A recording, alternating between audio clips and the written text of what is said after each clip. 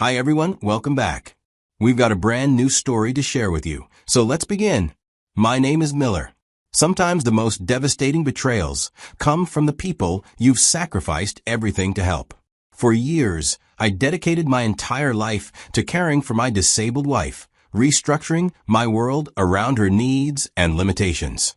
I never imagined that while I was devoted to her, I would discover a betrayal so deep that it would destroy not just our marriage, but my faith in the goodness of human nature itself. Kimberly and I had been married for 3 years before our lives changed forever. The initial 3 years of marriage seemed stable between two people who genuinely loved and supported each other. We had met in our last year of college, dated for 2 years before getting engaged, and had been building what I believed was a solid foundation for a lifetime together. Our early marriage had been everything I had hoped it would be. We both worked full-time jobs. I worked at the accounting department of a mid-sized firm, and Kimberly worked in the media team of a marketing company. Within a year of getting married, we had purchased a small house in a quiet neighborhood, were building our savings, and had started talking about starting a family in a few years. Kimberly was an active, energetic person who loved outdoor activities and physical challenges. Her vitality and enthusiasm for life were among the qualities that had first attracted me to her, and I loved sharing in her adventures and supporting her various interests and pursuits. But everything changed on a rainy Tuesday evening in October, when Kimberly was driving home from work. A drunk driver ran a red light and slammed into the driver's side of her car at high speed. The impact was devastating, crushing the entire left side of the vehicle and trapping Kimberly inside for nearly an hour, while emergency responders worked to extract her from the wreckage. The injuries she sustained in that accident were life-altering. The impact had caused severe damage to her spine, specifically to her lumbar and thoracic vertebrae. After multiple surgeries and months of hospitalization, the doctors delivered the news that would define the rest of our lives together.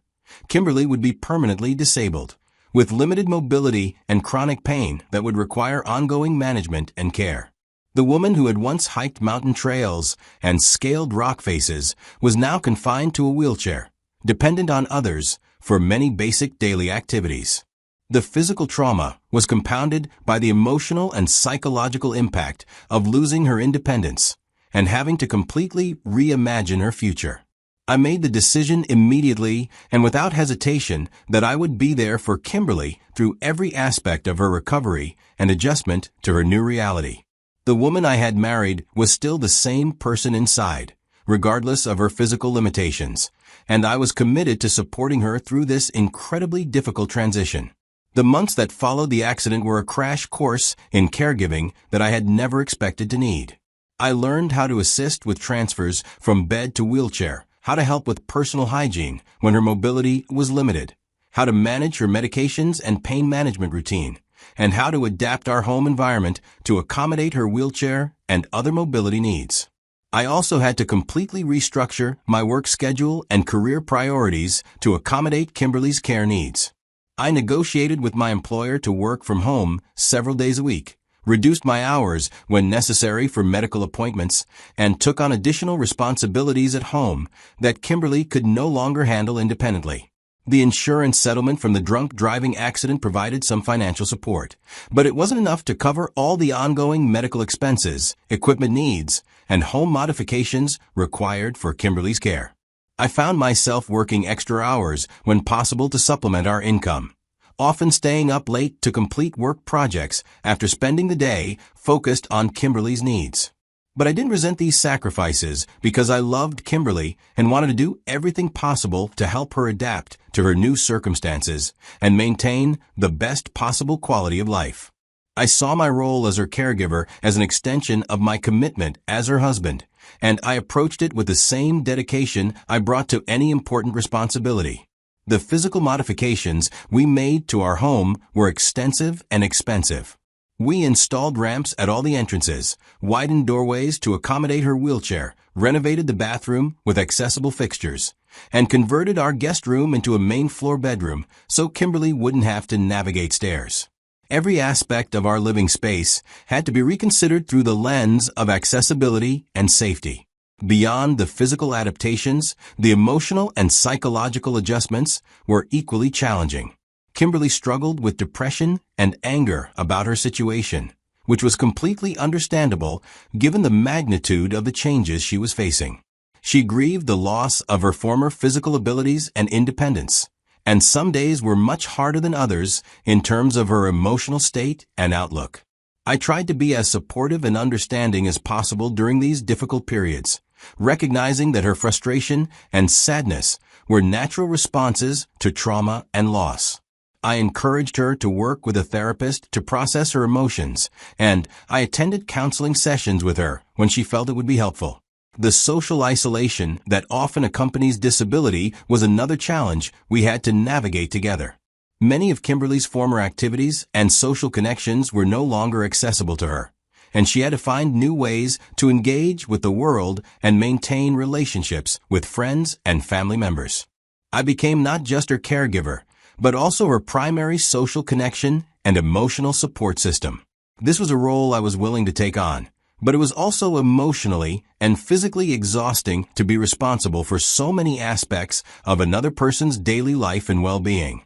As part of Kimberly's ongoing medical care, she began working with a physical therapist named Duncan who specialized in helping people with spinal cord injuries maximize their remaining mobility and strength. Physical therapy became a regular part of her weekly routine, with sessions both at the clinic and exercises that she could do at home. Duncan seemed knowledgeable and professional.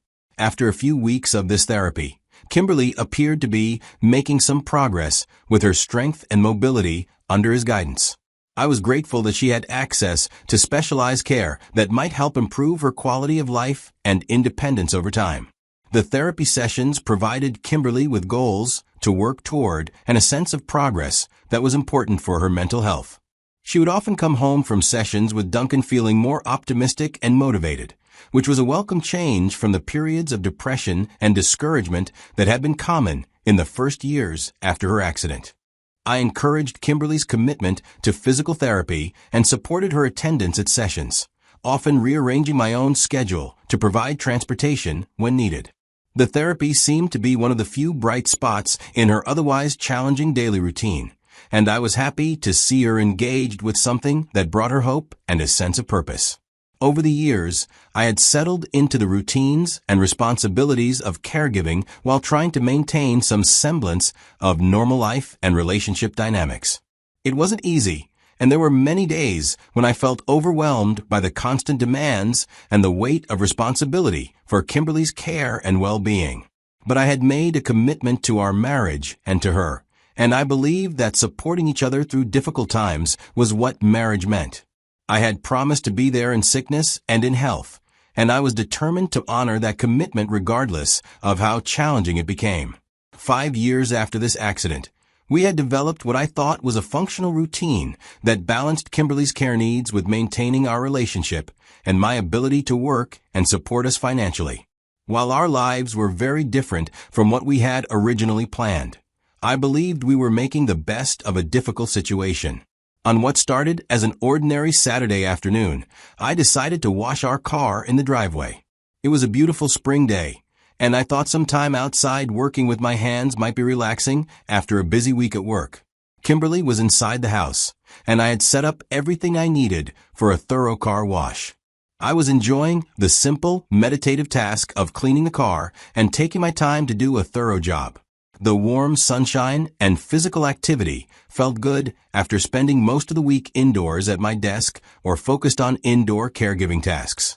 As I was rinsing soap off the car with the garden hose, some water splashed in an unexpected direction and hit the patio table where Kimberly had left her phone.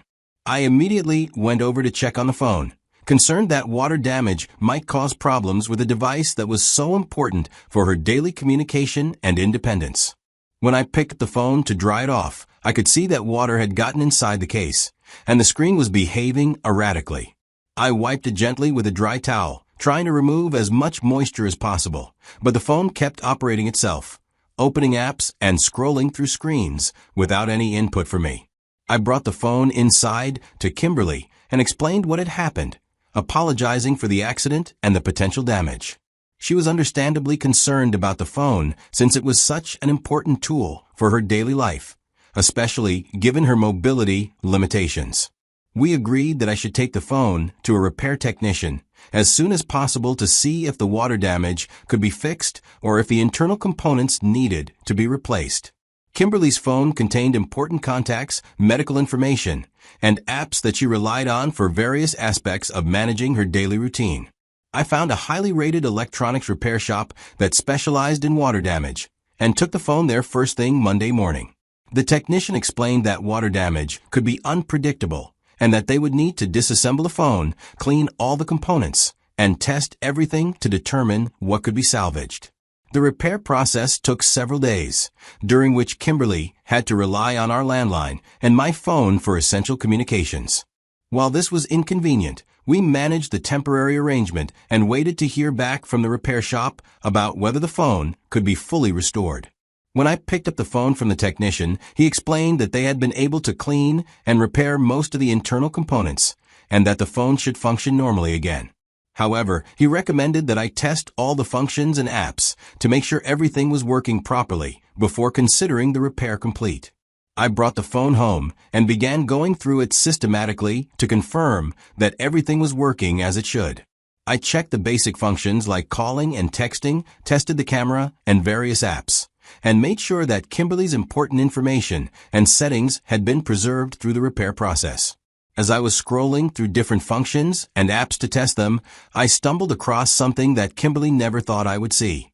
In her text messaging app, there was an extensive conversation thread between her and Duncan, her physical therapist, that was clearly not professional in nature. The messages revealed that Kimberly and Duncan had been having some sort of affair for over a year.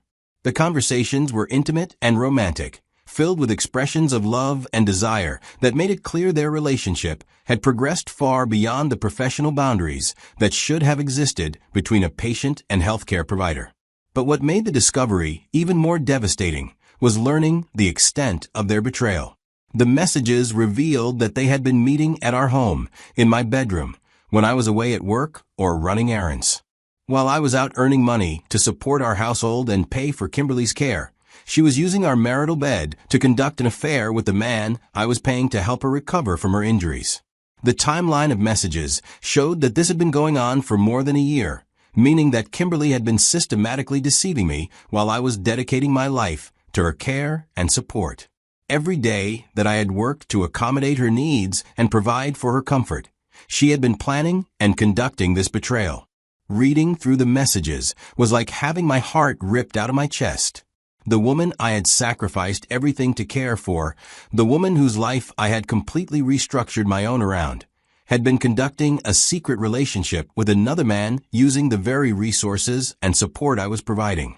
The messages also revealed details about their physical relationship that made it clear Kimberly's disability had not prevented her from being intimate with Duncan. While she had often claimed to be too tired or in too much pain for physical intimacy with me, she was apparently able to be physically active with her therapist. The betrayal was multifaceted and devastating on every level. It wasn't just infidelity. It was a complete violation of the trust and commitment that had sustained me through years of caregiving. It was a mockery of every sacrifice I had made and every accommodation I had provided for her benefit. I sat in my car outside our house for nearly an hour, trying to process what I had discovered and figure out how to confront Kimberly about it. The evidence was undeniable, but I knew she would likely try to minimize or explain away what I had found. When I finally went inside, I found Kimberly in the living room, and I immediately confronted her about what I had discovered on her phone. I showed her the messages and asked her to explain what had been going on between her and Duncan. Her initial response was complete denial, even when the evidence was right there in front of both of us. She claimed the messages were taken out of context, that Duncan was just being supportive during a difficult time, and that I was misinterpreting innocent communications. When I pressed her about the specific content of the messages and the references to their meetings in our bedroom, she tried to water down the situation by claiming it had been a momentary lapse in judgment and that it didn't mean anything significant. But I had read enough of their communications to know that this was not a momentary lapse or a misunderstanding. This was a sustained, ongoing relationship that had been developing over more than a year while I was caring for her and supporting our household. I told Kimberly that our marriage was over, that I could not continue to be married to someone who would betray me so completely while I was dedicating my life to her care. The violation of trust was too fundamental and too extensive to be forgiven or worked through. Kimberly refused to accept that the marriage was ending, claiming that we could work through this problem and that she would end her relationship with Duncan immediately. She promised that it would never happen again and that she would do whatever was necessary to rebuild my trust. But the damage was too extensive and the betrayal too complete for me to consider reconciliation. This wasn't a single mistake or a momentary weakness. This was a systematic deception that had been going on for over a year while I was exhausting myself to provide for her care and support. I told Kimberly that I would be filing for divorce and that she needed to make arrangements for her care and housing since I would no longer be able to provide those services. The thought of continuing to be her caregiver while knowing about her betrayal was emotionally impossible for me to contemplate. Kimberly's response to my decision was a mixture of pleading, anger, and attempted manipulation. She alternated between promising to change, claiming that I was abandoning her in her time of need, and suggesting that I was being unreasonable and unforgiving about what she characterized as a minor mistake. But I had seen enough evidence to know that this was not a minor mistake or a temporary lapse in judgment. This was a calculated betrayal that had been ongoing for a significant period of time, conducted in our home and our bed while I was working to support both of us. I moved out of our shared bedroom immediately and began the process of contacting a divorce attorney to understand my options and the legal requirements for ending our marriage. The practical aspects of divorce would be complicated by Kimberly's disability and care needs, but I was determined to extract myself from a marriage that had become based on lies and deception. The divorce process was emotionally and financially devastating. Kimberly's attorney argued that I was abandoning a disabled spouse, and that my responsibilities as a caregiver created special obligations that should be considered in the property division and support arrangements. My attorney countered that Kimberly's affair constituted abandonment of the marriage on her part, and that her disability did not excuse her infidelity or create special entitlements to my assets and income. The legal battle became a complex mixture of family law, disability rights issues, and questions about marital obligations and betrayal. The discovery process revealed additional details about Kimberly's relationship with Duncan that made the betrayal even more painful. Their affair had been conducted with a level of planning and deception that showed complete disregard for my feelings and our marriage commitment. Kimberly's medical records and therapy schedules were subpoenaed to establish the timeline of her relationship with Duncan and to demonstrate how she had used her medical care as a cover for conducting the affair. The evidence showed that many of her supposed therapy appointments had actually been personal meetings with Duncan. The financial aspects of the divorce were particularly challenging because of the accommodations I had made to our home and lifestyle to support Kimberly's disability. The wheelchair ramps, accessible bathroom, and other modifications I had paid for were considered improvements to the marital property that would benefit Kimberly regardless of her retained ownership of the house. The settlement negotiations were protracted and contentious, with Kimberly's attorney arguing that her disability entitled her to a larger share of our assets and ongoing support payments. They claimed that her affair was irrelevant to her financial needs, and that I had a moral and legal obligation to continue supporting her care.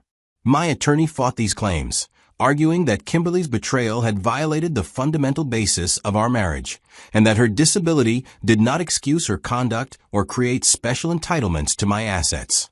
The legal battle was expensive and emotionally exhausting for everyone involved. During the months of legal proceedings, I had to continue living in the same house with Kimberly while we worked out the details of our separation. This arrangement was incredibly difficult given what I knew about her betrayal and the ongoing legal conflict between us. Kimberly made various attempts to reconcile during this period, sometimes apologizing for her affair and promising to rebuild our marriage, and other times becoming angry and accusatory about what she characterized as my abandonment of her in her time of need. But I was resolved that the marriage was over and that no amount of promises or emotional manipulation would change my decision. The betrayal had been too systematic and too extensive for me to ever trust her again, and I could not imagine continuing to provide intimate care for someone who had violated our relationship so completely. The divorce proceedings also revealed the impact that Kimberly's affair had had on Duncan's professional standing. As a licensed physical therapist, his relationship with a patient violated professional ethical standards and potentially jeopardized his license and career.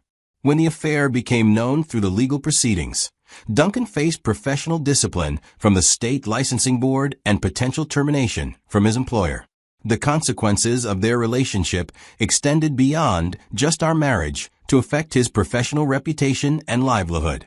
After months of legal battles, negotiations, and court hearings, the divorce was finally finalized. The settlement required me to give up a significant portion of our shared assets, including a larger share of the house equity and some of my retirement savings, to provide for Kimberly's ongoing care and living expenses. While the financial cost was substantial and painful, I considered it a worthwhile price to pay for my freedom from a marriage that had become built on deception and betrayal. The years I had spent as Kimberly's caregiver had taught me that I was capable of great sacrifice and dedication, but they had also shown me that some betrayals are too fundamental to forgive. The process of rebuilding my life after the divorce was challenging, but ultimately liberating. For the first time in years, I was able to focus on my own needs and interests without constantly accommodating someone else's care requirements and limitations. I moved into a smaller apartment that was designed for my own preferences and lifestyle rather than accessibility requirements. I was able to return to a normal work schedule without having to arrange my professional life around medical appointments and caregiving responsibilities. The emotional recovery from the betrayal took longer than the practical adjustments to living alone again. Learning that someone you've sacrificed everything for has been systematically deceiving you creates lasting damage to your ability to trust and form intimate relationships. I began working with a therapist to process the trauma of discovering Kimberly's affair and the years of caregiving that had preceded it. The counseling helped me understand that being betrayed by someone you're caring for creates a particularly complex form of emotional damage that requires specialized attention and healing. Through therapy, I came to understand that my dedication to caring for Kimberly had been genuine and admirable, but that her betrayal was a reflection of her character rather than any failure on my part. I had honored my commitments and sacrifices, while she had chosen to violate the trust that made those sacrifices meaningful. The experience taught me important lessons about the difference between unconditional love and enabling destructive behavior. While I had approached caregiving with genuine devotion and selflessness, Kimberly had taken advantage of my dedication to pursue her own selfish desires without regard for the impact on our marriage or my well-being. Looking back on the years I spent caring for Kimberly, I can see that there were probably signs of her dissatisfaction and potential for betrayal that I chose to ignore or rationalize away. Her emotional distance, lack of appreciation for my sacrifices, and increasing focus on activities outside our home might have been warning signs that I was too devoted to recognize. The discovery of her affair through the accidental water damage to her phone felt like a cruel irony, that such a simple, random event would reveal such a systematic and devastating betrayal. If I hadn't been washing the car that day, or if the water hadn't splashed in just the right direction, I might have continued living in ignorance of her deception for much longer. Today, I'm grateful that the truth was revealed when it was, even though the discovery was incredibly painful. Living unknowingly as the betrayed caregiver of an unfaithful spouse would have been a waste of more years of my life and emotional energy. The experience changed my understanding of marriage, commitment, and the limits of unconditional love. While I believe in supporting your partner through difficult times, I also learned that some betrayals are too fundamental to overcome, and that self-respect sometimes requires walking away from relationships that have become harmful or destructive. The woman whom I cared for through years of disability repaid my dedication with systematic betrayal, but her actions ultimately freed me from a relationship that had become one-sided and unsustainable. The water that splashed on her phone that day revealed not just her affair, but the true nature of our marriage and the person I had been sacrificing everything to support. While the divorce was expensive and emotionally devastating, it was also the beginning of my liberation from a situation that had been slowly destroying my own well-being and self-respect. Sometimes the most painful discoveries are also the most necessary for moving toward a healthier and more authentic life.